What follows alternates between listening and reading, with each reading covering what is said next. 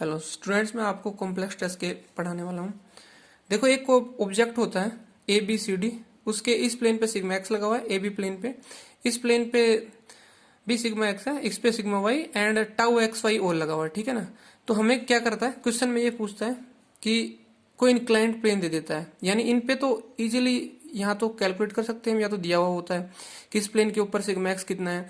But अगर इसी object के अंदर इंक्लाइंड प्लेन या तो ऐसे दे दे या ऐसे दे दे, तो हमें उस पर नॉर्मल स्ट्रेस निकालना होता है। हमें उस पर normal stress and shear stress की वैल्यू पूछता है कि ठीक है, आपको यहाँ पे इस प्लेन पे इतना नॉर्मल स्ट्रेस दे दिया मैंने और इतना शियर स्ट्रेस दे दिया मैंने, और इस प्लेन पे इतना नॉर्मल स्ट्रेस इतना शियर दे दिया। अब इसको इस इंक्लाइंड प्लेन के ऊपर हमें नॉर्मल स्ट्रेस बताओ कितना है और इसके ऊपर शियर स्ट्रेस जनरेट हुआ वो कितना है वो बताओ।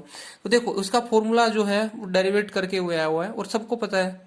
You can easily C in the books और इन मैनी सोर्सेज। ठीक है ना। बट दिक्कत कहाँ आती है एंगल लेने में, कि इसका जो थीटा एंगल रहता है ना, वो कहाँ से लें, किस प्लेन से लें, या दूसरा जो ये टाउ थीटा है ये क्या लें, ये टाउ एक्स वाई है ये क्या लें। तो उसके लिए मैं आपको बताने वाला हूँ। ठीक है ना। अब देखो, ये यहाँ पे था ना, इसका एक सेक्शनल व्यू मैंने यहाँ पे लगाया है। ठीक है ना।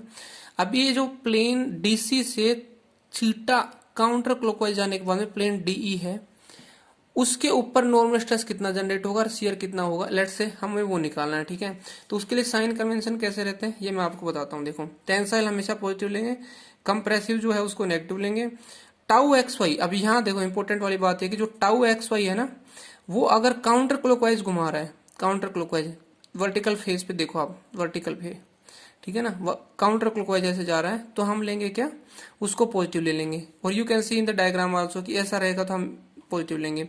और theta positive counter clockwise from DC, ये प्लेन है ना, ये डीसी, इससे अगर काउंटर क्लॉकवाइज जाता हूं तो डी प्लेन मिलता है, तो हम CCW जा रहे हैं तो थीटा को पॉजिटिव लेंगे। इसी प्रकार से आप इसको ऐसे भी कर सकते हो कि BA प्लेन से अगर काउंटर क्लॉकवाइज जा रहा हूं फिर मिल रहा है, यानी वर्टिकल प्लेन चाहिए आप इधर वाला ले लो या इधर वाला ले लो, दोनों में एंगल सेम आने वाले हैं।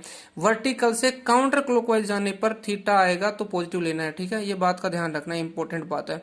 और यही बात सेम है कि अगर tau x y counter clockwise है वर्टिकल पे तो उसको पॉजिटिव लेंगे। ठीक है ना। ये दो चीज इंपॉर्टेंट है यहाँ पे, ये दो चीज है, बाकी फॉर्मूले आप जानते हो सब। और उसके बाद में ये जो टाउ थीटा, यानी ये जो डी प्लेन है ना, इस पे नॉर्मल निकल गया, इस पे शियर निकालने का फॉर्मूला ये लिखा है।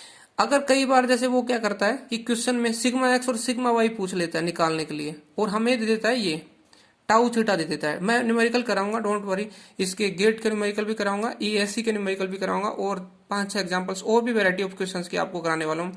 तो क्या करते हैं कि ये टाउ थीटा ना, इसको क्या लेना है, अगर ये क्लॉकवाइज है, यानी जैसे कि ये ऐसे है, तो इसको इसके साइड में ये ऑलरेडी दिया हुआ है, आपको ये ऑब्जेक्ट दे देगा, आपको ऐसे ये सेक्शनल व्यू काट के देगा, उसमें आपको सिग्मा एक्स और सिग्मा वाई अननोन देगा, बट टाउ थीटा दे देगा कि मेरे को पर्टिकुलर इस एंगल पे मेरा जो है, इस प्लेन के ऊपर मेरा जो शियर स्ट्रेस जनरेट हुआ है इंक्लाइंड प्लेन पे वो इतना है।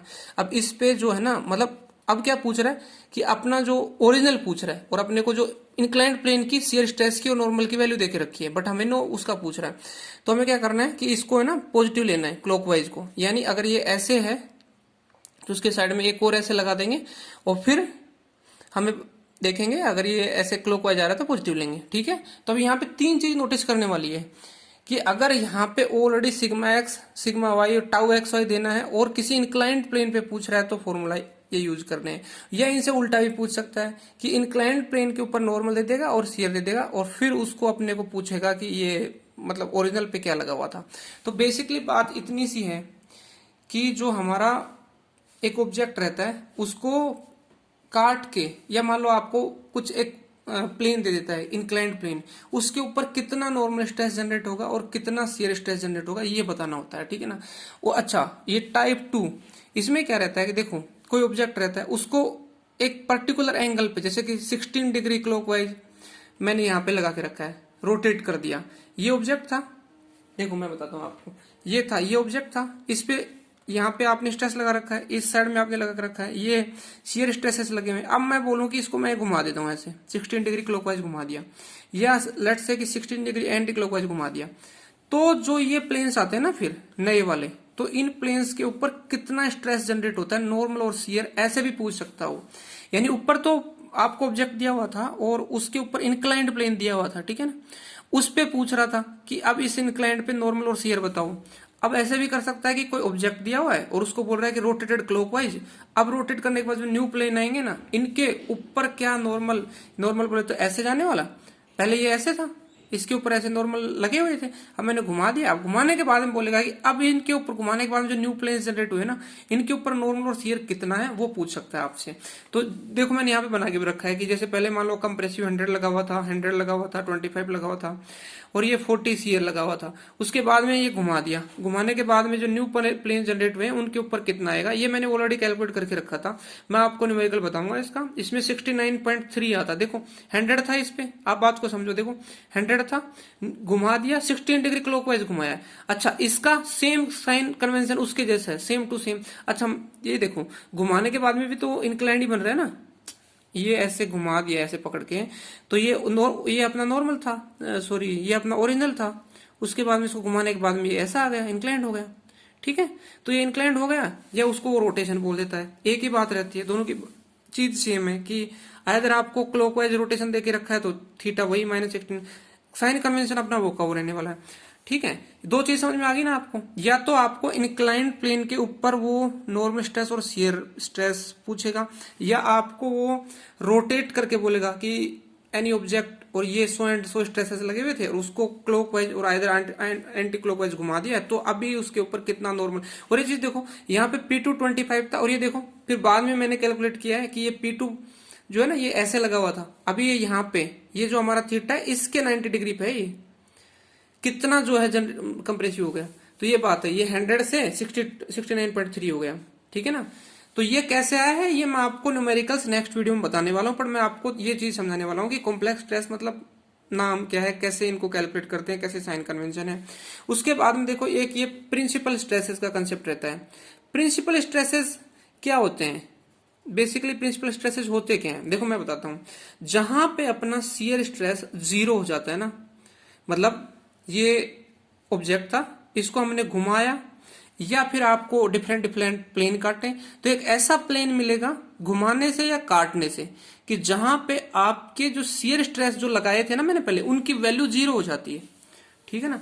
तो वो प्लेन्स प्रिंसिपल प्लेन कहलाते हैं। बस इतनी सी बात है कि जहां पे मेरे को शियर स्ट्रेस की वैल्यू 0 मिली तो मेरे को वो प्रिंसिपल प्लेन हो गए, तो उनको मैक्सिमम या मिनिमम बोल सकते हैं हम, और उनकी वैल्यूज भी निकालनी है। ये वैल्यूज निकालने के फॉर्मूला सबको पता होता है कि फॉर्मूला क्या है, ठीक है ना। प्लस कर दिए ये मैक्सिमम आ जाएगा, माइनस कर दिया नेगेटिव आ जाएगा, सॉरी मिनिमम आ जाएगा।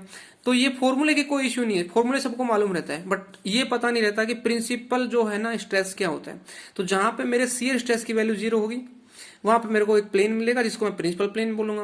और कौन से शियर स्ट्रेस की, इस ऑब्जेक्ट पे ओरिजिनली जो शियर स्ट्रेसेस लगे हुए थे मैं इसको क्या तो घुमाता जाऊंगा, इसको घुमाते घुमाते एक ऐसा प्लेन मिलेगा जहां पे शियर स्ट्रेस बिल्कुल 0 रहेगा, या ऐसे काटते रहूंगा, काटते काटते एक ऐसा प्लेन आएगा जहां पे शियर स्ट्रेस की वैल्यू 0 रहेगी, ठीक है।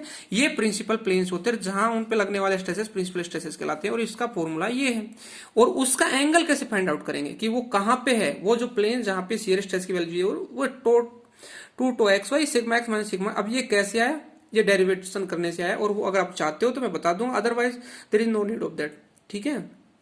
ये मैक्सिमम और मिनिमम दोनों में किसी एक का रहता है, ठीक है। ऐसा नहीं रहता कि ये मैक्सिमम का है या मिनिमम का है, मैक्सिमम और मिनिमम दोनों प्लेन मिल सकते हैं इससे, ठीक है। वो हमें बाद में पहचानना होगा और मैं बताता हूँ आपको मोर सर्कल के थ्रू भी, और वैसे भी कि अगर इनमें वैल्यूज डाली हमने तो मैक्सिमम किया है या मिनिमम किया है क्या, तो आप जब इसका थीटा है तो वो फॉर्मूले में डाल के चेक कर सकते हो कि मैक्सिमम कौन सा है और मिनिमम कौन सा। अदरवाइज मैं आपको एक तरीका दूसरा और बताता हूँ। लेट्स से समरी में मैं आपको इतना ही बताने वाला हूँ।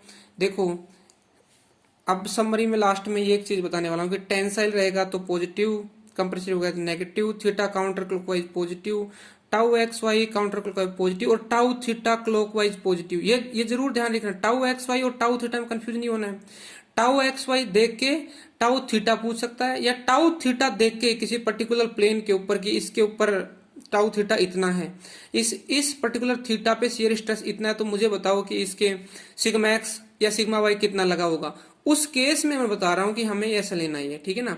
या फिर इस तरीके से भी ले सकते हैं, इसका एक दोनों कन्वेंशन आप यूज करो जो मैं दिखा रहा हूं अभी आपको, दोनों सेम है। Positive negative, theta clockwise positive ले सकते हो, tau x y clockwise positive ले सकते हो और tau theta counter clockwise negative. देखो यहाँ पे ये काउंटर क्लॉकवाइज था, काउंटर क्लॉकवाइज था, ये क्लॉकवाइज है, यहाँ पे ये क्लॉकवाइज क्लॉकवाइज काउंटर क्लॉकवाइज। तो मैं तो हमेशा इसी से किया है और बहुत सारे न्यूमेरिकल्स भी करे हैं, ठीक है ना। तो उससे मैंने देखा है कि ये भी बेटर है, तो क्योंकि ये थोड़ा इजी है और ये इसी से डेरिवेट किया हुए थे सारे जो फॉर्मूले हैं, तो ये इजी है। अदरवाइज आप इससे जाना चाहो, कई सोर्सेज में देखा है कि ये भी लिया हुआ है कि ऐसे लिया हुआ है उन्होंने, ठीक है ना, कि वर्टिकल प्लेन से क्लॉकवाइज जाने पर पॉजिटिव लेंगे। तो no doubt, no need to worry, आपको ये आप फिक्स कर लो और वर्टिकल प्लेन आप फिक्स कर लो। आप कहीं पे भी आपको इंक्लाइन दे दो, आपको वर्टिकल से ही जाना, बस आप इतना ध्यान रखो, ठीक है। ये चीज थी। आगे मैं आपको शियर स्ट्रेस मैक्सिमम क्या होता है, एब्सोल्यूट शियर स्ट्रेस क्या होता है, वो सारे चीज नेक्स्ट वीडियो में बताने वाला हूं। और इनके न्यूमेरिकल भी पक्का, इनके दोनों के न्यूमेरिकल आपको डिफरेंट डिफरेंट ओरिएंटेशन से कराने वाला हूं, ठीक है। Thank you for watching.